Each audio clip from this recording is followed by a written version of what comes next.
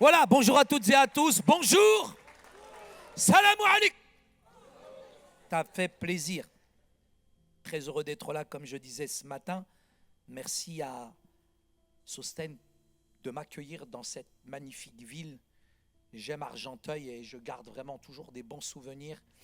Et j'aime la santé qui se dégage de cette église depuis le premier culte ce matin, non seulement numériquement, mais aussi qualitativement, puisque j'ai l'impression de rentrer dans une boulangerie, deuxième, troisième fournée. J'espère que ça va s'arrêter, hein. Après, il faut agrandir. Mais en tout cas, très heureux d'être ici ce matin. La voix est un peu éraillée depuis la marche pour Jésus hier, mais on va y arriver par la grâce de Dieu. Est-ce que ça va? Psaume 103. On peut faire cette lecture ensemble à partir du verset 1er où il est écrit. Psaume. Si vous n'avez pas de Bible, vous pouvez regarder à côté de votre voisin. De David. Mon âme bénit l'Éternel, que tout ce qui est en moi bénisse son saint nom. Mon âme bénit l'Éternel et n'oublie aucun de ses bienfaits. C'est lui qui pardonne toutes tes iniquités, qui guérit toutes tes maladies. C'est lui qui délivre ta vie de la fosse, qui te couronne de bonté et de rahma, de miséricorde. C'est lui qui rassasie de bien ta vieillesse, qui te fait rajeunir comme l'aigle. L'Éternel fait justice, il fait droit à tous les opprimés, et le peuple dit Amen. Il y a quelque temps, j'étais dans une réunion que j'avais organisée, et lors de cette réunion que j'ai organisée, tout allait de travers. Il n'y a rien qui fonctionnait. La sono, l'atmosphère, tout allait de travers. Et plus la réunion, le démarrage de cette réunion avançait, plus je stressais, je transpirais. À l'intérieur de moi-même, j'avais juste envie d'éclater tout le monde. Vraiment, et quand je m'énerve, je m'énerve. Un arabe reste un arabe, même après sa conversion. Il ne faut pas m'énerver mes nerfs. Mais il y avait une atmosphère. Ça sentait mauvais. Et en plus de ça, 2 personnes arrivent, et ces 2 personnes qui arrivent, elles m'ont plombé l'atmosphère. Rien que de voir leur tronche, des ministères de découragement. Il arriva un moment à lutter. Il y avait parmi nous une sœur que j'aime, que j'affectionne et qui est vraiment une adoratrice. Elle, dès qu'elle se met à adorer le Seigneur, l'atmosphère change. J'ai dit, Dounia, s'il te plaît, vas-y. Elle a commencé juste à venir avec sa voix, puisque la sono ne fonctionnait pas. Elle a commencé à louer le Seigneur. Elle a amené une telle atmosphère dans la louange, dans l'adoration, que les 2 personnes négatives qui étaient là, elle les a plombées et on a surplombé l'atmosphère. Et là, je bénis Dieu après, tout s'est dégagé. J'aime ce psaume. C'est l'un, pour moi, des psaumes les plus joyeux. J'aime ce psaume. En arabe, on l'appelle Zabbour. Et c'est incroyable, dans la tradition coranique, nous citons beaucoup de livres. La Taurat, les évangiles, mais c'est incroyable, le Coran nous cite les psaumes. C'est pour vous dire que un psaume, vous pouvez aller chez le médecin. Mais la seule ordonnance que j'aimerais vous délivrer ce matin, si vous avez du mal à vous endormir, je vous demanderai d'aller dans le psaume 119. Et si vous êtes un chrétien qui m'énerve, je vous donne le psaume 23. Laissez-moi tranquille. Mais un psaume, c'est tellement rafraîchissant. Ce psaume 103 est appelé le summum des psaumes de louange. Il emmène notre âme, vous savez, dans une atmosphère spirituelle à couper le souffle. Ce psaume, en même temps, il célèbre toute la grandeur, la splendeur, la miséricorde de Dieu. Il y a tellement de subtilité. Il rappelle aussi, ce psaume, que finalement, tout ce que nous recevons, ça ne nous appartient pas. Ça nous a été donné, octroyé. Et ce que nous recevons, c'est juste de le mettre à la disposition des gens. Il rappelle que même parfois dans la difficulté, dans les moments parfois difficiles, Dieu reste fidèle, Dieu reste compatissant. Et il est prêt à accorder le pardon, le réconfort, si véritablement ce matin on pouvait se tourner vers lui. Ce psaume énumère tous les bienfaits que Dieu accorde à ses enfants. Ce matin, je veux juste t'encourager à raviver ta foi, à retrouver la reconnaissance, à retrouver la louange, l'adoration, peut-être que tu as perdu quelque part. On a la mémoire tellement fragile, et j'aime cette pédagogie de la répétition. Tu as l'impression que David se répète, mais c'est opportun, c'est volontaire. Personne ce matin ne peut influencer ta vie plus que toi-même. Personne ne peut se parler à lui-même plus que toi, tu peux le faire, plutôt d'écouter BFM TV Allahu Akbar. Mais commande à ton âme qu'elle se rappelle ce matin de tous les bienfaits de Dieu. On est là face à un texte qui est tellement puissant. Tous ceux qui vivent dans parfois le murmure, tous ceux qui vivent dans la complainte, tous ceux qui vivent dans le défaitisme, finalement on vit dans la défaite. Mais quand tu rentres dans la louange, quand tu rentres dans l'adoration, c'est vraiment la foi que tu amènes à ta table. Mais quand tu te plains le ventre plein, c'est le diable finalement qui s'installe avec toi. Et j'ai envie de te dire, mais fais un choix ce matin. Plutôt que de rechigner, peut-être que de pleurer, simplement commence. Je me souviens encore de cet épisode, c'était impressionnant, c'était une grande réunion de jeunesse. Il y avait 400, 600 jeunes, et je regardais le groupe de louanges, il peinait, il transpirait à faire décoller les jeunes qui étaient là. Le groupe louait, le groupe adorait.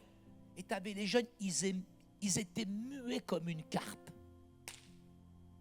Il arrive un moment, le leader, il était un peu fâché, il était un peu en colère, il a jeté la guitare et puis il va vers les jeunes, il leur dit hey, il mérite au moins que tu lui dises merci. À quel point on est devenu froid, glacial, inconséquent. À quel point on a besoin de réaliser finalement tout ce que Dieu nous a donné.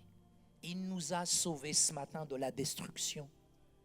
Il nous a couronnés de sa bonté. Il nous a donné sa tendresse, sa rahma, sa miséricorde. Et il satisfait même ta bouche de bonnes choses le matin. Il te montre comment commander à ton âme, comment le louer véritablement. L'amnésie spirituelle. Cependant, souvent, la Bible elle nous dit que le peuple m'a oublié. Et souvent, quand on oublie, on dévie. Effectivement, je ne vais pas dire que la vie chrétienne, elle est facile. Mais quand je regarde toutes les revendications, comme encore cette semaine à Paris, puisqu'il y avait pas mal de bouchons, toutes les revendications, elles sont portées vers le moi, vers nous-mêmes. J'aime la France. La France m'a accueilli. J'aime ce pays. La France m'a appris à lire, à écrire. La France m'a aimé. Elle m'a même soigné. Et parfois, je rencontre certains jeunes qui, très honnêtement, avec une désinvolture et un mépris à l'égard de ce pays, et je leur dis, va au bled. Je t'assure, le Nutella, il n'a pas le même goût, frère. Je bénis Dieu pour la France. Vous savez, peu importe qui dirige ce pays, hein, peu importe qui dirige ce pays, je voyage. Je voyage. Mais quand j'atterris en France, je me sens libre. Je t'assure, quand je vais au bled, j'atterris, je vois le policier, je me convertis sur place. Merci Seigneur pour la France. Parfois, on a une vision complètement obscurcie. Il y a même des Français qui se plaignent de la France. Je leur dis, c'est simple. Je te paye un aller simple à Daeshland. Je sais qu'il y a des choses qui nous blessent, qui nous heurtent, qui nous chagrinent. Et moi, personnellement, c'est pas facile pour moi en tant que rebeu dans le ministère. Parfois, je prêche, il y en a qui se lèvent et qui partent. Le ministère, c'est difficile. La vie chrétienne est difficile. Il y a des blessures à l'intérieur, c'est insaisissable. Le mal-être, il est à l'intérieur. Et la perplexité dans laquelle je suis, difficile à dire là ce matin, perplexe. Parfois, je reste perplexe face à certains combats, certaines difficultés. Je suis confronté, un peu comme David. David, qui nous donne ce psaume, il est juste abasourdi parce que son fils, avec un fusil rouillé, il veut faire un coup d'état, il cherche l'estrade. Et en plus de ça, il est vieux. Mesquine, le pauvre, il a la maladie du sang et il a beaucoup d'ennemis. Et David, alors qu'il est dans la déprime, qu'il est au plus bas, il dit, hey, je ne vais pas me laisser accaparer, je ne vais pas me laisser détruire, je vais arrêter d'écouter les gens qui sont en train de me pousser vers le bas. Je suis dans la difficulté, je suis dans le combat, je suis dans un âge avancé. Mon fils est contre moi, la terre est contre moi. En plus, c'est le réchauffement climatique. Il y a la crise économique. Et tout va mal. Mais il va dire, hé, mon âme, réveille-toi. Hé, mon âme, bénis l'Éternel. David il va cogner sur la déprime. Il va cogner sur l'anxiété. Il ne va pas se laisser déstabiliser. Le monde dans lequel nous sommes aujourd'hui est malade. Tellement malade. On est face à un mécanisme aujourd'hui mortifère où, par exemple, dans le travail, c'est incroyable. D'ailleurs, c'est pas reconnu comme une maladie professionnelle, mais je discute toute la semaine avec des gens, burn-out. Puis aujourd'hui même, vous êtes burn-outé, tant mieux, écoutez, on a l'euthanasie maintenant, vous pouvez régler ça en 5 minutes. On passe par l'étouffement, l'étourdissement, l'abrutissement. Mais on a une destination. Il y a une solution qui est radicale. C'est la puissance de la louange et de la reconnaissance. Ce psaume me rappelle à ce retour à la louange et à la reconnaissance. On a besoin sans cesse d'être stimulé. On oublie, il y a cette capacité à l'amnésie. On oblitère tout ce que Dieu nous a donné. Rien de plus naturel que l'ingratitude et l'oubli. Tout ce que nous recevons de force morale, tout ce que nous recevons de sentiments, de mémoire, d'imagination, de volonté, doit être ce matin employé, et ça passe par l'âme. Mon âme. Tu peux passer par différents états d'âme. Mon âme n'oublie aucun de ses bienfaits. Qui s'intéresse à notre âme? On a l'ennemi de nos âmes, mais Dieu porte dans le creux de sa main ton âme. Ô mon âme, bénis l'Éternel. Je traverse par des périodes d'assoupissement. Je traverse parfois par des périodes d'endormissement. Mais mon âme, réveille-toi ce matin. À quoi sert un homme? Finalement, de gagner le monde entier s'il perd? La santé de notre âme, c'est une question d'abord de relation directe avec Dieu. Il y a des gens. J'étais à la marche pour Jésus hier. J'ai commencé par prier pour une personne. J'ai cru que j'allais installer le bureau des ascédiques. Et quand ils ont commencé à me parler de leurs problèmes, certains, je lui dis, c'est plus une imposition des mains, c'est l'imposition des pieds que je vais te faire. Mais il y a des choses, j'ai pas envie de prier. On est devenu tellement niveau qu'à niveau qu'on a baissé le niveau. On a vraiment besoin de réagir. Bats-toi. Bats-toi. Réveille-toi. Ça passe d'abord avec cette relation avec Dieu. La relation avec toi-même. Et elle dépend aussi de cette relation que tu as avec tes frères et sœurs. Ce psaume m'amène à réaliser que tout commence et se termine par l'adoration, par la louange. Mon âme bénit l'Éternel, et cette répétition, elle souligne l'importance de la gratitude continue envers Dieu pour tous ses bienfaits. Il sait combien nous avons cette fâcheuse tendance, je dirais, à oublier même d'où on vient. On se fixe toujours sur ce qui ne va pas, on fait une liste de ce qu'on n'a pas, alors qu'on devrait plutôt faire l'inverse ce matin. Si on pouvait juste ce matin faire une liste de tout ce que Dieu nous a donné. Waouh! On retrouverait la banane, on retrouverait le sourire. Il y en a qui se penchent sur ce qu'ils n'ont pas. Arrête de rêver de ce que tu n'as pas, commence avec ce que tu as. Et déjà avec ça, tu pourras aller de l'avant. Et ça m'a rappelé une expérience, parce que je suis ingrat, je suis inconséquent, j'ai oublié d'où je viens. Et effectivement, je suis né au Maroc dans un bidonville. Et ce bidonville, ma mère, pour avoir de l'eau, elle allait dans un robinet à l'extérieur. Elle était toujours en train de se battre parce que nous sommes afro-berbères.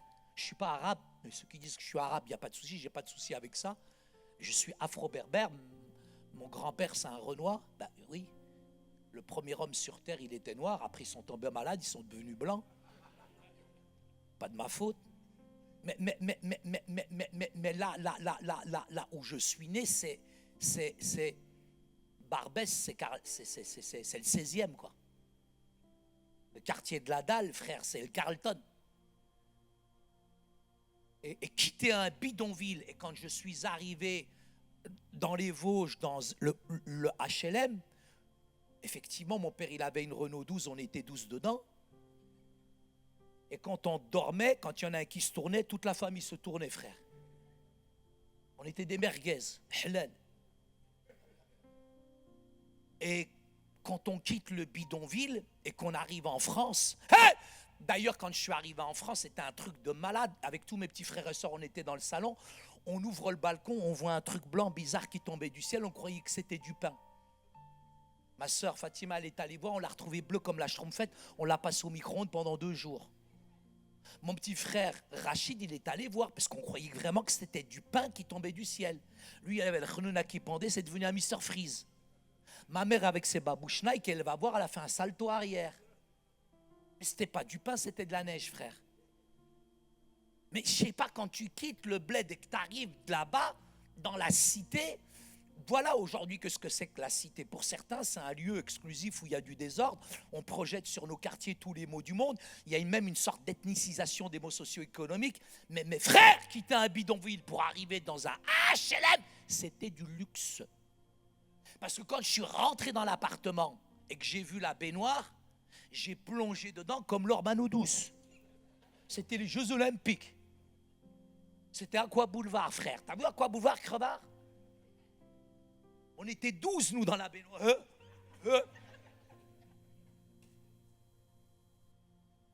Et les toilettes, je ne savais pas ce que c'était. Parce que nous, frères, on posait la mine à l'extérieur. Pendant une semaine, on allait à l'extérieur. Et les Français disent non, ça c'est toilette, ça. Rigole-toi, je vais te taper.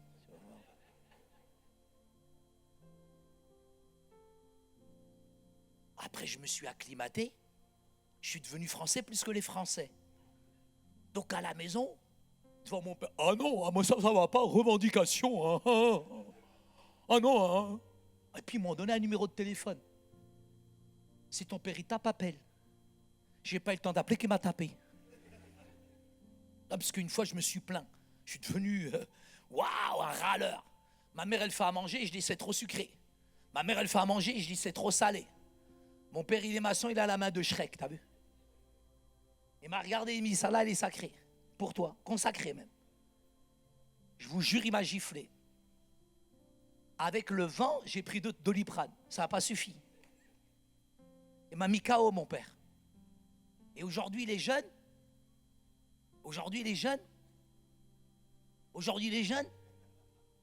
l'autre, il veut un taco. Sors le taco, ce que je vais te mettre. On oublie d'où on vient. Il y a des frères ici, ils étaient zélés au bled. Hein. L'autre, il faisait des nuits de prière. Il arrivait en France, il chrrrr. L'autre, il était capable de convertir un poteau électrique. Aujourd'hui, là, en France, il s'est endormi, il s'est encrouté, l'autre.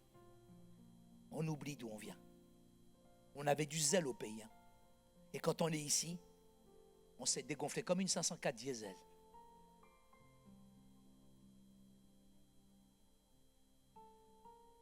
Je suis trop gros. Je suis trop maigre. Je suis trop petite. Je suis trop grande. Waouh, comment on est devenu ingrat. La louange. J'aime tellement ce groupe.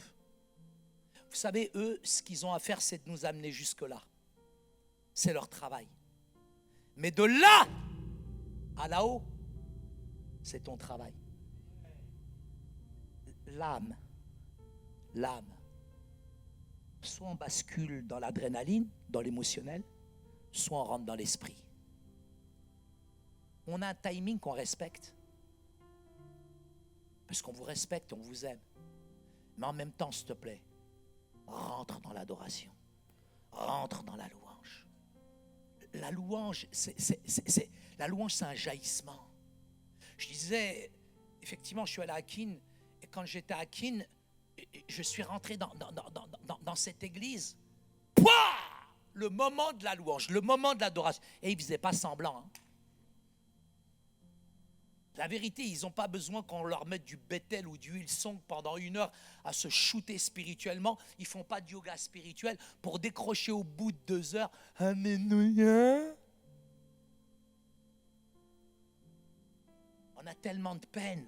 J'arrive dans des églises, dans le moment de louange, j'ai l'impression que c'est un cimetière d'éléphants. Venons l'adorer. Waouh! T'as l'impression qu'ils ont vu Macron. Que le Seigneur nous aide. La louange, c'est un jaillissement. Et arrivé à un moment, dans la louange, tu débordes. Et arrivé à un moment, t'en peux plus. Tellement tu débordes. Et là, tu es dans un ravissement. J'aime ce verbe hébreu. En arabe, la signification en arabe, en hébreu, c'est barak. Bariki anofsarab. 331 fois. C'est cité 331 fois. Ça signifie, c'est une action de l'homme envers Dieu. Et là, tout le corps, ce matin, j'étais tellement ému. Il y a un petit jeune qui était là sur le devant. Et il était tellement dans l'adoration. Arrivé à un moment, il ne s'est pas mis à genoux religieusement pour faire le spirituel. Mais le gars, il était tellement transi, habité par le Saint-Esprit. Le gamin, il s'est mis à genoux devant Dieu. Tout genou fléchira. Mardi, j'étais avec des hommes politiques, Retailleau, Sarkozy, Vautier. Je suis allé les voir et je suis dans une position de force. Pasteur Saïdou Jibou, je suis pasteur, je prie pour vous. Et Vauquier, il me serre dans les bras et me dit, merci monsieur le pasteur, j'en ai besoin. J'ai besoin de personne, moi. J'ai besoin que de lui. Quand tu l'adores, quand tu es rempli de lui, il n'y a rien qui résiste. Il n'y a rien qui résiste. La puissance de la louange, la puissance de la reconnaissance. Dans les moments d'abattement, dans les moments de découragement, dans les moments de contraire, prends ce cantique que tu connais. Prends cette musique que tu connais. Reprends ce refrain que tu connais. Alors que tu es dans une période de vent contraire, la puissance du Saint-Esprit, elle t'amène un texte, elle t'amène un chant. Reprends ce refrain, c'est pas pour rien, la puissance du Saint-Esprit. Elle te rappelle, des fois dans les moments de lutte, dans les moments de combat, Dieu t'inspire un chant. Et je le prends en boucle, jusqu'à que la foi, elle soit là. Et arrive un moment, l'atmosphère, elle change complètement. On n'est pas dans un système religieux mécanique. David, David nous amène vraiment dans cette dimension. Paul et Silas, effectivement, sont en prison après avoir saccagé le business d'une personne. Toute la foule s'est liée contre eux et les pauvres, ils ont été tellement tabassés qu'ils ressemblent à un kebab salade tomate oignon. Ils sont en prison, les pauvres, et alors qu'ils sont roués de coups. Ils ont été flagellés, frappés, roués de coups. Ils trouvent encore l'énergie et la force. Pardon, hein, c'est une vérité historique, c'est réel. Paul et Silas sont en prison. Ils sont dans les geôles. Et nous, on vient ici en toute liberté le dimanche matin. Tu n'as même pas encore ouvert ta bouche, tu es muet comme une carpe. Tu as eu le temps de lui dire merci pendant le louange. Tu as pris ta place, frère. Tu es venu mécaniquement, religieusement. Le temps qui nous est imparti, accélère. Adore-le, loue-le. Prends ta place. Prends ta place. Hé, il y en a un jour, il est venu me voir, il dit, ouais, pasteur, c'est toujours les mêmes qui adorent. Commence à l'adorer, Tobé. C'est toujours les mêmes parce que tu n'as pas pris ta place, wesh. Arrive un moment, prends ta place, quoi. Ça, c'est des gens qui se plaignent le ventre plein, frère.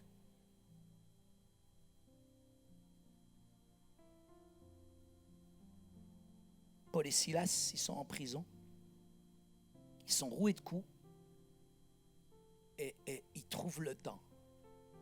Dans la souffrance, il n'y a rien qui peut t'enfermer. Il n'y a rien qui peut t'enchaîner. Il n'y a aucune clôture carcérale. Aucune clôture mentale. Tu peux être en prison et libre, affranchi. Tu peux être à l'extérieur et enchaîné, prisonnier. Ils sont prisonniers, mais ils sont libres. Peu importe les temps, les circonstances, peu importe la cellule. L'apôtre Paul, il est libre. Il adore tellement le Seigneur que les chaînes, les liens sont brisés dans le nom de Jésus. À un tel point que c'est lui qui sauve celui qui l'a enchaîné. Et toute sa famille se convertit. Tu sais quoi, avec Dieu, il n'y a pas de limite, il n'y a pas de frontière, il n'y a pas de barrière, il n'y a pas de chaîne avec le Seigneur. Toutes les chaînes de l'ennemi, elles tombent. Tout ce qu'on va mettre sur ta famille, sur toi, pour t'enchaîner, pour t'enfermer, la puissance de la louange, la puissance de l'adoration, celle qui vient des tripes de ton cœur, elle va te libérer au nom de Jésus. J'aime la parole de Dieu. Quand tu pars en voyage dans la parole de Dieu, tu as quelqu'un, il s'appelle Josaphat. Josaphat, il rentre en guerre. Et quand tu rentres en guerre, il n'y a pas besoin de faire l'école de guerre à Paris. Quand tu rentres en guerre, l'école de guerre, frère, tu te prépares. Tu as l'artillerie lourde, tu as les snipers, tu as tout le monde, tu as les espions, etc. C'est une stratégie, la guerre. Moi, j'aime beaucoup la politique, j'aime beaucoup finalement tout ce domaine-là. Mais là, moi, tout me déstabilise quand je vois comment Dieu, il opère. Dieu, il dit, Josaphat, envoie le groupe de louanges de l'église d'Argenteuil. Hier, pour ceux qui étaient à la marche, je voudrais juste vous dire une chose. Qui était en première ligne? Qui marchait devant? Dites-moi. Voilà. C'était la louange qui était devant. Ce n'était pas les pasteurs, alléluia. C'était la louange. Devant, c'était la louange. C'est la louange qui a ouvert les portes de Paris, frère. Frère, on a traversé le quartier chaud, dangereux, le 16e. Quand on a traversé le quartier chaud, dangereux, sur l'avenue Foch, j'ai eu rep. Tout le monde était au balcon. La louange était devant. Les cordes de bélier. Et il y avait la louange. Il y avait les filles qui dansaient. C'était la louange qui était devant. Et tellement ils chantaient avec leurs tripes, tellement ils chantaient avec leur cœur. Oh! J'ai aimé. Les Parisiens. Ils étaient plus devant CNews. Les pauvres Parisiens, ils ne savaient plus où ils habitaient. Ils écoutaient la louange, ils écoutaient l'adoration. Et ils voyaient Fagnon Jésus. Je voyais les gens sur les balcons. Pour une fois qu'ils ne regardaient pas la télévision. Il y a un fou qui était avec nous. Il est même rentré dans une bagnole entière. Il était en train d'évangéliser l'autre. Il ne restait plus que le pige. Wow, wow, wow, wow. Reviens.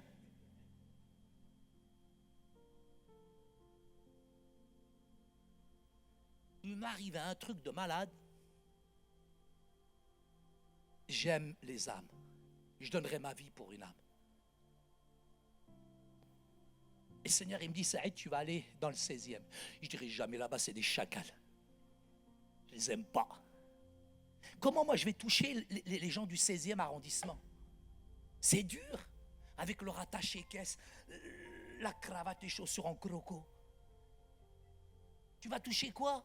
Ils te regardent de haut, toi le petit rebeu. Je dis, j'irai pas là-bas. Il m'a dit, si, il faut que tu ailles là-bas. Eux aussi, ils ont besoin, il n'y a pas que Barbès, wesh. Ah, j'ai essayé de négocier, walou. Vous savez ce que j'ai fait? Écoutez-moi bien. Oh, c'est cher l'évangélisation. Waouh! J'ai pris un groupe de gospel. Je les ai installés, écoute-moi bien, rue de l'Annonciation. Je les ai installés rue de l'Annonciation. Ils étaient 5. Rue de l'Annonciation. Et ils ont commencé, je veux l'adorer. Ils ont commencé à louer le Seigneur. Ba, ba, ba, ba, ba, ba, ba. On a changé de place. On était dans la joie, on n'était pas constipés. Ça se communique la joie, ça se transmet la joie. J'ai jamais autant rempli une salle que le jour-là.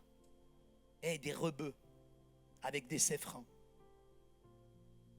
Black, blanc ou beurre, ce que Dieu regarde, c'est ton cœur. Des gens qui se côtoient pas. Des gens qui communiquent pas.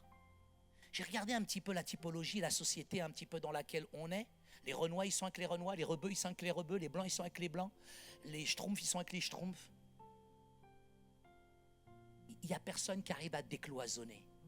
Mais la musique, c'est un langage universel qui fédère et qui rassemble. Hier, j'étais heureux, j'étais refait. Quand j'ai vu ces milliers, plus de 25 000, 30 000 personnes, et quand j'ai vu toute cette belle jeunesse issue de la diversité, puis j'avais invité Patrick Aram, le président de région, et il a vu ça, il a dit, mais Saïd, comment vous faites? Je fais, nous on fait rien, c'est la louange. Quand on adore le Seigneur, il était tétanisé, choqué, parce qu'arrive un moment, on a prié avec lui.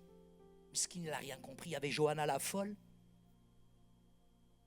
Il y avait une sœur qui venait de Kinshasa. Il y avait le groupe des guetteurs. On a commencé à adorer le Seigneur. Le politique, il n'était pas habitué. Il ne savait plus où il habite, Miskin. Je dis, tiens, le mouchoir, vas-y, chiale.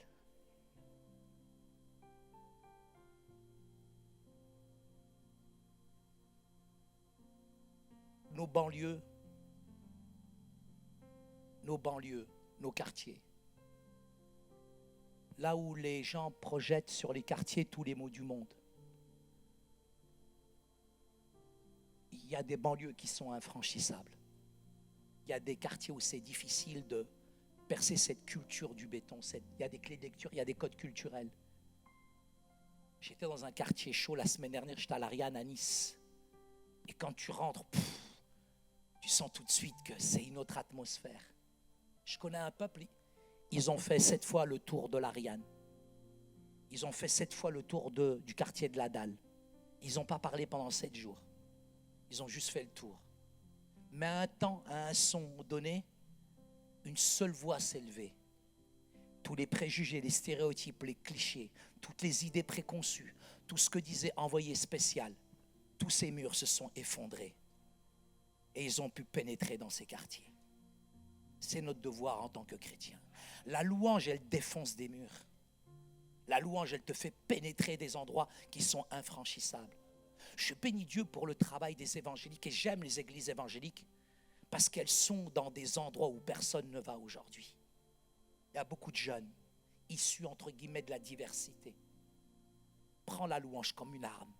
Elle est puissante, elle est efficace. Elle peut atteindre aujourd'hui tes collègues de travail, les étudiants avec qui tu es. La louange, elle change l'atmosphère spirituelle. Quand on le célèbre, on proclame la souveraineté. On rappelle à notre âme qui il est réellement. Je me souviendrai toujours, frères et sœurs, je suis un rebeu, j'étais musulman. Et j'arrive la première fois dans l'église. Venez vous, madame, venez, viens ici. Toi, viens ici aussi. C'est la première fois que je rentre dans l'église, une à ma droite. Je vais vous dire, hein, à ma gauche. C'est la première fois que je rentre dans l'église. Quand je suis rentré dans l'église, c'était pour fracasser ma soeur, elle espionnait, c'est ma mère qui m'avait envoyé. Elle m'a dit, tu rentres dans l'église, tu la suis, tu la poursuis. Je me suis préparé psychologiquement, j'avais peur de rentrer dans votre secte. Et j'ai eu le malheur, quand je suis rentré dans l'église, de me mettre entre deux mamies. Regarde-moi pas comme ça, toi, wesh. Et quand je me mets entre les deux mamies, je ne m'attendais pas à ça, elle commence à chanter. Tu sais, mes cheveux bouclés, frisés, ils ont fait un défrisage brésilien. Ils étaient plus vénères, ils se fait. Et comme je viens d'une culture sémite orientale, coraniquement, cultuellement, on ne chante pas chez nous. Et il n'y a que dans le soufisme, une branche charismatique de l'islam, qui chante. Il n'y a pas de batterie, il n'y a pas de piano, frère. T'as cru que c'était une christothèque ou quoi? Donc je me tourne vers la mamie, je dis, pardon. Je dis, madame, est-ce que ce sont des chants soufis? Elle me dit, ça suffit, tais-toi et chante. 5 minutes en art, t'as des belles lunettes, toi, Claire Chazal. Et arrive un moment, vous savez, moi je fais trembler tout le monde dans la cité. Moi je suis plus fort dans la cité. Je te fracasse, je te déboîte, j'ai peur de personne. Dans la cité, je fais le tic. Mais là, dans l'église, d'un seul coup, frère, j'ai peur. Mais je ne sais pas d'où elle vient, cette peur. La louange m'a fait trembler. Ne me dis pas amen, tu m'énerves, t'es venu, t'as même pas chanté, je vais te fracasser. Ma parole d'honneur sur cette... La louange. En plus, je vous dis à l'époque ce que c'était comme louange. C'est filmé. Mince. Bon, je le dis quand même. Oh, c'était un chant, j'ai cru que j'allais mourir. Oh, toi la gloire, oh, ressuscite. Vas-y, ressuscite-moi, wesh. Enlève ton masque, on t'a reconnu, toi aussi, là, wesh. Et je cru que j'allais déprimer. Mais quand les zouzas, là, les grand-mères, elles ont commencé à chanter, waouh, une onction. Oh, je savais même pas c'était quoi l'onction. Pas puissant, pute bourriche. Je commençais à trembler. J'étais comme un portable Nokia 3010, comme ça j'étais, wesh. Arrive un moment en arabe dans une église, il a peur, il fait quoi? Qu'est-ce qu'il fait? Je cours dans l'église, je commence à courir. Et la Mimi, elle me court après. Courir, wesh. Accélère. Je commence à courir. L'autre, je te dis, Hussein Bolt, l'autre. Elle me court, elle me saute dessus, la mamie, elle m'attrape. Elle m'attrape, attrape-moi. Vas-y, attrape. Tu crois qu'on va se marier, toi aussi, quoi? Serre pas trop fort. Et là, vas-y, prends la photo, wesh. Regarde là-bas, toi.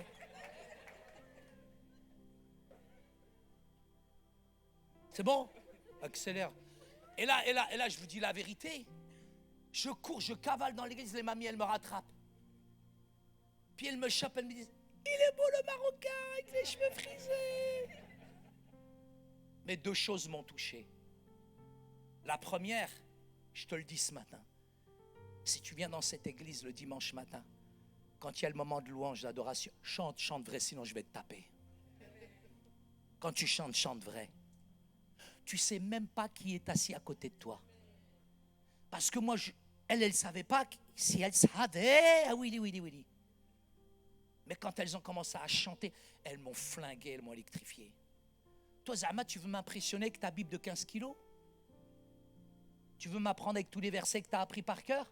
Tu peux venir avec ton kit de conversion, tu ne vas pas me convertir. C'est 2 mamies qui m'ont massacré. Parce qu'elles ont loué le Seigneur. Et en plus de ça, regarde elle, avec son sourire. Je jure, elle te déradicalise tous les dealers. On peut les applaudir, merci. Ouais, 54 secondes. Hey, levez-vous, levez-vous. Oh, mon âme, bénis l'Éternel. Yallah, dépêche-toi, ouais, j'accélère, ma soeur. Oh, mon âme, bénis l'Éternel. On y va?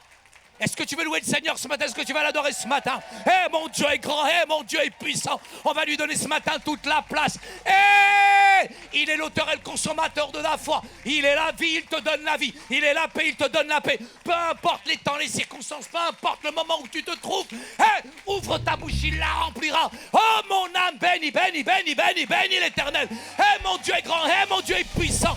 Il est vivant, il est toujours d'actualité. Il n'a pas changé. Il avait dit hier, aujourd'hui, éternellement. Il est le même. Oh mon âme, oh mon âme. Ma parole d'honneur, ceux qui ne chantent pas, regarde la ceinture là.